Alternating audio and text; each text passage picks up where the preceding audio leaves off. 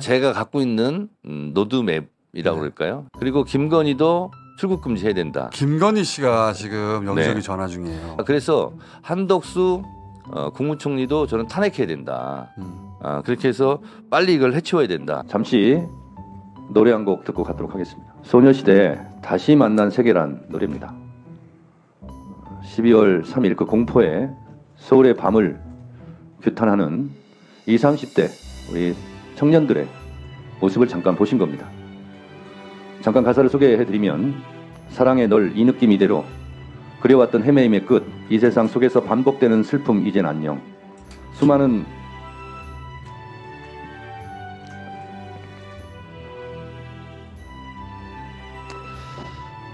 언제까지라도 함께 가는 거야 다시 만난 나의 세계 라는 가사입니다.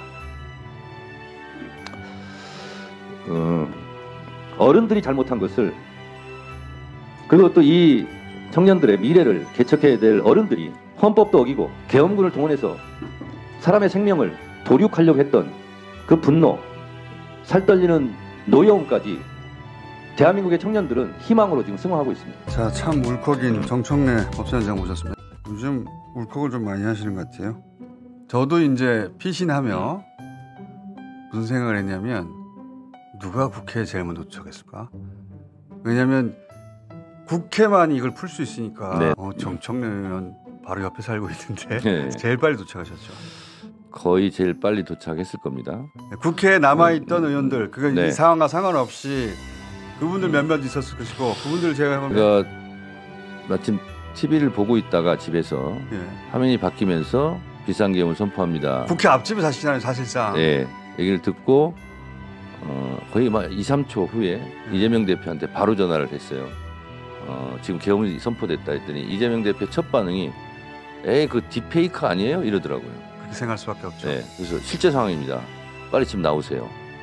그리고 곧바로 튀어나갔는데 제가 아마 10시 50분경 국회 그 근처에 있던 원래 의원들 한 10명 정도 있었나? 살 떨리는 상황이 뭐냐면 빨리 나갔는데도 모든 문이 다 봉쇄가 됐어요. 경찰에 의해서. 그때 이미? 예.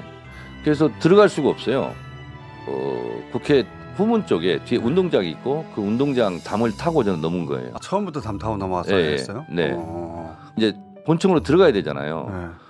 네. 군이 거기 도착해서 이미 지키고 있을 수 있죠. 그러니까 3, 4분 동안 걸어가면서 한 발 한 발 디디면서 나는 지금 계엄군이 있는 곳으로 체포 구속대로 지금 가는 건가? 그러니까 88년 안기부 연행돼 가지고 을지로 이름도 알 수 없는 호텔에서 4시간 고문 폭행당했던 생각이 막 떠오르는 거죠.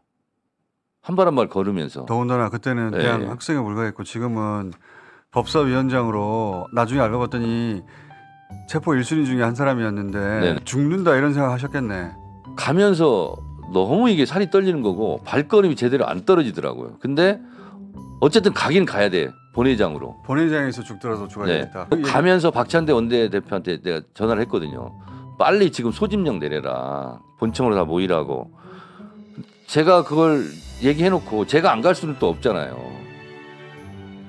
그렇지. 그런 상황.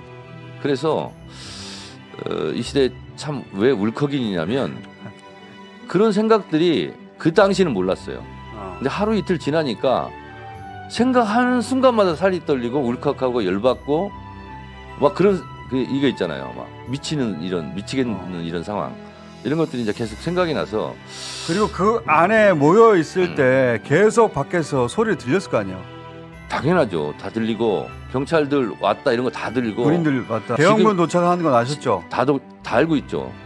저는 또 주진우가 갑자기 또 전화를 해가지고 밖으로 나오라고 지금 막 왜냐하면 제 1번으로 도착한 기자가 주진우예요. 네. 저는 제일 먼저 통화를 주진우하고 했거든요. 그래서 인원 점검하고 막 이제 지금 출석 점검하고 막 이러고 있는데 또 나오라는 거야. 인터뷰를 하자고. 그래서 왜냐면은 의원님은 이재명 대표가 제일 먼저 통화했잖아요. 네. 저는 주진우 기자하고 제일 먼저 통화했습니다. 네. 빨리 국회로 가라. 네. 하고 저는 도망갔죠. 나는 피신할 테니 너는 체포 대상이 아닐 것이다. 빨리 국회로 가라. 그러면서 차 타고 오면서 그 핸드폰 뒤져가지고 헌법 몇 조 위반이지? 77조 1항 위반이고 개헌법 위반이고 누군가는 빨리 정리를 해주긴 해줘야 되잖아요. 그래서 그냥 주진우 기자가 나오라고 해서 그거 가서 이제 얘기를 하려고 나갔는데 또 막 난리가 났어요. 이제 이미 밖이 막. 난리가 났죠. 예. 주진우는 이미 개헌군들하고 한바탕 하고 지금 그래서 들어가요. 그때는 정확하게 인식을 못했는데 그 다음날 보니까 아마 30분 정도만 늦었어도 그 본회의장 침탈당했을 것 같아요. 아니 그러니까요. 저는 여러 번 복귀해봤거든요. 그때 국민들이 네. 방송에서 모이라고 한 게 아니란 말이에요. 네. 무슨 KBS에서 방송에서 모이라고 한 게 아니에요. 근데 이재명 대표가 이재명 대표 유튜브를 보는 사람들이 전 국민은 아니잖아요. 네. 본 사람도 달려왔지만 본능적으로 달려간 사람들이 많아요. 지금 국회로 달려가서 이거 막는 게 유일한 길이다라고. 네. 그분들 없었으면은 군인들이 그냥 진입했을 거 아니에요. 그리고 이제 끝나고서 그때 현장에 왔던 우리 구의원들 나중에 이제 얘기를 해주는데 그 젊은 군인들이 적극적으로 안 했대요. 그것도 맞아요. 그러니까 젊은 시민들이 달려갔고요. 네. 젊은 군인들 역시 그 젊은 시민들을 마주하면서 네. 적극적으로 밀치지 않아서 밀려줬어요. 그러니까 시민들, 당직자, 보좌관들이 막으니까 적극적으로 할 생각이 있으면 바로 진압해버리죠. 아니, 그 정예부대인데요. 그러니까요. 사실 근데 민간인들 간단히 잡을 수 있죠. 내키지도 않은 상태에서 이거 맞나 이런 상태에서 회의적인 상태에서 막으니까 그냥 소극적으로 적극적으로 진압을 안 한 거죠. 그 당시 상황은 모든 걸 다 객관적으로 판단할 수가 없잖아요. 당연하죠. 투표가 돼서 가결이 되니까 계엄 해제가 되니까 그때 나도 모르게 진짜 한숨이 나오더라고. 가슴을 쓸어내리는 그런 상황. 그런데도 불구하고 아직도 윤석열 씨는 내란 수괴 겸 국군 통수권자 겸직하고 있습니다. 빨리 지금, 탄핵시켜야 됩니다. 지금 상설특검은 의결했잖아요. 네, 내란 이 부분을 수사해달라. 음.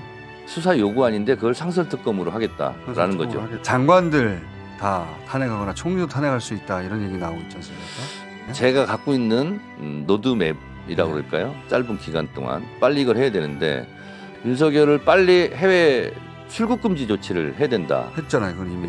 며칠 전에 생각하고 법사위에서 예. 그걸 얘기를 했죠. 그리고 계좌 동결을 해야 된다. 그리고 김건희도 출국 금지해야 된다. 김건희 씨가 지금 여기저기 네. 전화 중이에요. 그 다음에 즉각 체포해야 된다. 그리고 구속해야 되고 그 다음에 탄핵 이렇게 가야 되고 그리고 동시에 한덕수 국무총리도 김용현 국방부 장관 다음으로 책임이 있을 거예요. 개헌법 2조 6항에 보면 행안부 장관, 국방부 장관은 개헌 건의를 국무총리를 거쳐서 한다 이렇게 돼 있어요. 그러니까 국무총리를 거치게 돼 있어요. 그러면 국무총리한테 그 제안이 왔을 때 무슨 역할을 했는지 제대로 못했으니까 계엄이 발생됐을 거 아니에요. 그래서 한덕수 국무총리도 저는 탄핵해야 된다. 그렇게 해서 빨리 이걸 해치워야 된다.